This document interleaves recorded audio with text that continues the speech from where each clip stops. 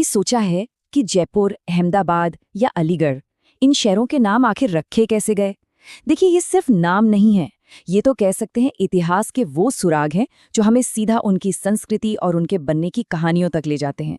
तो चलिए, आज हम मिलकर इन नामों के पीछे छिपे रहस्यों से पड़ला उठाते हैं। जयपुर, हैदराबाद, चंडीगढ़ और हजरतगंज, इन सब नामों में ना एक चीज कॉमन है।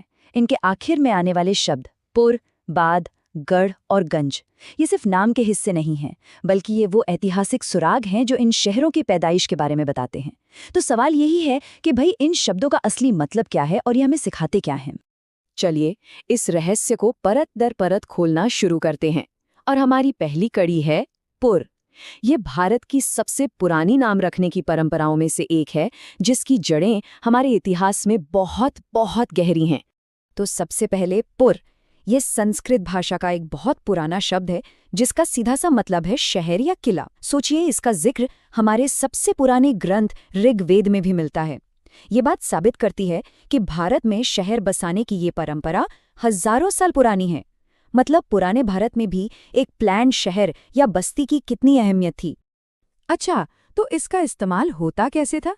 देखिए, उदाहरण के लिए जयपुर, इसे बसाया था महाराजा सवाई जयसिंह द्वितीय ने, तो बन गया जय का शहर यानी जयपुर। बिल्कुल इसी तरह महाराणा उदय सिंह ने स्थापना की उदयपुर की। तो यहाँ एक पैटर्न साफ साफ दिखता है ना, राजा का नाम और उसके साथ जुड़ गया पुर, बस यही उस शहर की पहचान बन गई। और यहाँ से ना इतिहास एक बड़ा ही दिलचस्प मोड़ लेता है। जहाँ पुराने भारत में संस्कृत शब्द पुर का बोलबाला था, वहीं मध्यकालीन भारत आते आते नए कल्चरल असर के साथ फारसी भाषा के शब्द जैसे आबाद और गंज चलन में आ गए। ये भाषा और शासन में हो रहे बदलाव का एक सीधा सीधा संकेत है। तो अब हमारा अगला पड़ाव है बाद।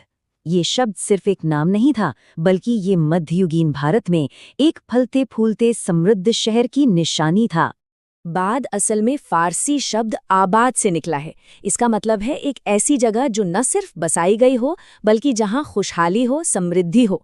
मुगल और दूसरे मध्ययुगीन शासक जब भी कोई नया शहर बसाते थे, तो उसे आबाद नाम देकर अपनी ताकत और विजन का प्रदर्शन करते थे। और हाँ, ये उस दौर में प्रशासन और कल्चर पर बढ़ते फारसी असर को भी दिखाता है। इसके तो कई शानदार उदाहरण हैं, जैसे गुजरात के सुल्तान अहमद शाह ने अहमदाबाद की नींव रखी। हैदराबाद का नाम सुल्तान कुली कुतुब शाह की उपाधि हैदर से आया, और फरीदाबाद को जहांगीर के खजांची बाबा फरीद ने बसाया था। हर नाम के पीछे एक ताकतवर शख्स और उसकी विरासत की कहानी छुपी हुई है। अब बात करते हैं शक्ति, सुरक्षा और मिलिट्री स्ट्रैटेजी की। हमारा अगला शब्द है गढ़, जिसका मतलब ही ताकत और मजबूती है। गढ़ का सीधा सा मतलब है किला या एक मजबूत ठिकाना। तो जिन जगहों के नाम के आखिर में गढ़ आता है, वो ऐतिहासिक तौर पर या तो बड़े जरूरी सैनिक अड्डे थे, या फिर किसी राजा के सुरक्षित शाही किले हुआ करते थे। मिसाल के तौर पर अलीगढ़ एक ऐतिहासिक रूप से बहुत महत्वपूर्ण किला रहा है। चंडीगढ़ का नाम पुराने चंडी मंदिर से आया है, जिसे एक रक्षात्मक जगह माना जाता था। और रायगढ़ को कौन भूल सकता भला, छत्रपति शिवाजी महाराज की वो शक्तिशाली और अभेद्य राजधानी। ये सारे नाम हमें इन जगहों की स्ट्रेटेजिक इंपॉर्टेंस की याद दिलाते हैं। तो हमने शासकों और किलों की बात कर ली, अब जरा इकोनॉमी की तरफ चलते हैं। हमारा आखिरी शब्द है गंज, जो हमें सीधा व्यापार, बाजार और खजाने की दुनिया में ले जाता है। गंज भी फारसी भाषा से आया हुआ शब्द है, जिसका मतलब होता है खजाना, गोदाम या बाजार। पुराने और मध्ययुगीन दौर में जिन जगहों पर बड़े बाजार, मंडियां या अनाज के गोदाम होते थे, उन्हें अक्सर गंज नाम दिया जाता था। ये एक तरह से कमर्शियल हब होते थे। जैसे लखनऊ का मशहूर बाजार हजरतगंज, इसका नाम नवाब अमजद अली शाह हजरत के नाम पर पड़ा। या फिर दिल्ली का दरियागंज, जो यमुना दरिया के किनारे एक बहुत बड़ा बाजार था।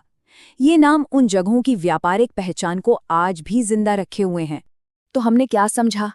पुर, बाद, गढ़ और गंज, ये सिर्फ शब्द नहीं है, बल्कि ये किसी भी जगह का हिस्टोरिकल डीएनए है। हर एक शब्द हमें उस जगह की नींव की कहानी सुनाता है कि क्या वो एक पुराना शहर था, एक नई और खुशहाल बस्ती थी, एक मजबूत किला था, या फिर एक हलचल से भरा बाजार। तो अगली बार से जब भी किसी शहर का नाम सुनने या पढ़ने में आए, तो उसके आखिरी शब्द पर गौर करना तो बनता है। क्या पता वहीं उसके इतिहास का सबसे बड़ा सुराग छुपा हो। और हाँ, इससे एक सवाल तो मन में आता ही है कि भाई अपने शहर के नाम के पीछे छिपे राज को जानने की इच्छा आखिर किसे नहीं होगी।